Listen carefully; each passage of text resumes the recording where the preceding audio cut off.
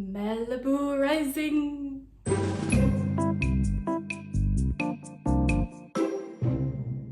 Welcome to another episode of Latte Words, where we sip some coffee and talk about words. Today we're going to review the second book that I read for Sally Thames' Summer Splash that happened in July. And yes, I know that this video is premiering in August.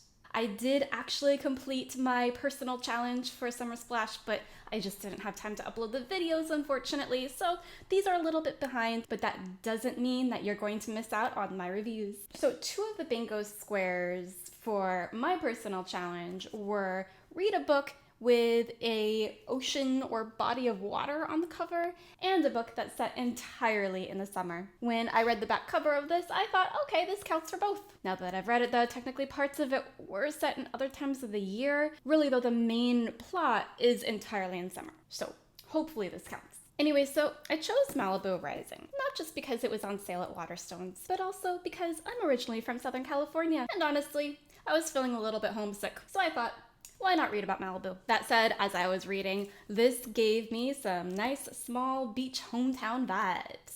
If you are from California and you are missing California, you might enjoy this book. So I'm not going to read the back cover this time because I did it in the previous video, but just to give you a little overview, this is about 4 siblings whose father is a super famous singer who everybody knows. He's a household name, but he's pretty much abandoned them.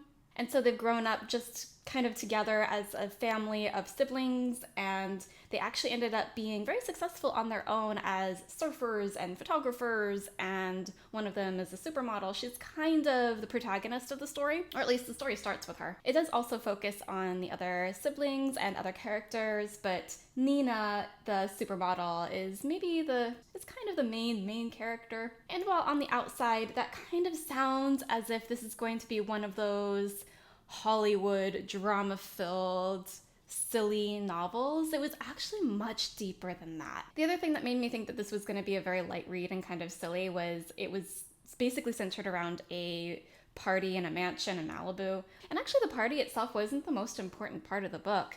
There was so much more going on. This is about family. This is about your own self-worth and discovering what it means to forge your own path, but at the same time also staying true to your loved ones and sticking things out and kind of fighting together for what you need in life. And I really thought each character was very well fleshed out. They each had their own little thing that they needed to overcome, and they were meaningful things. That was the really cool part, because honestly, I thought this was going to be just some sort of light, silly, dramatic read, and it really wasn't. The siblings actually had a very deep camaraderie, and I just felt like they were the strong family, despite the fact that the rest of their family was very broken. And for some reason, I kept envisioning John Stamos as the dad. I don't know why. Because the dad is kind of the antagonist, and I really like John Stamos. So why would I make John Stamos the evil guy? Anyway, so getting back to Nina, she really was so much more than just a supermodel, or how you would imagine a supermodel to be. And it really broke that assumption that all supermodels just care about their looks and they're just obsessed with surface level things. She was the opposite, and it was really cool to see a model be portrayed this way and see somebody who had so much depth and get an understanding about why she became a supermodel, which was essentially 100% to help her family. And as always with books that involve family, the sense of parental loss also tugged at my heartstrings, because now reading things as a mom, everything just feels different. And I was really sad in some parts for some of the parents who were involved in the kids' lives or not involved in the kids' lives. And I was just thinking about Sebastian a lot as I was reading, which also happens now all the time. If you're a new parent and you've noticed this for yourself, that all of the books you read now have something to do with your child, let me know in the comments. It's a really weird feeling.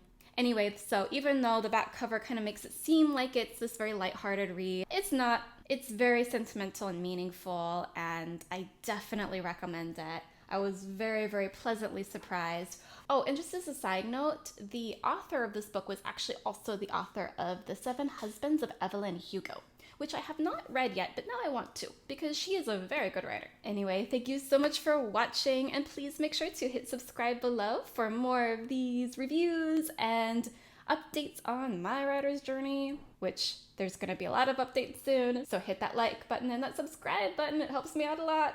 Thank you so much for watching. Bye!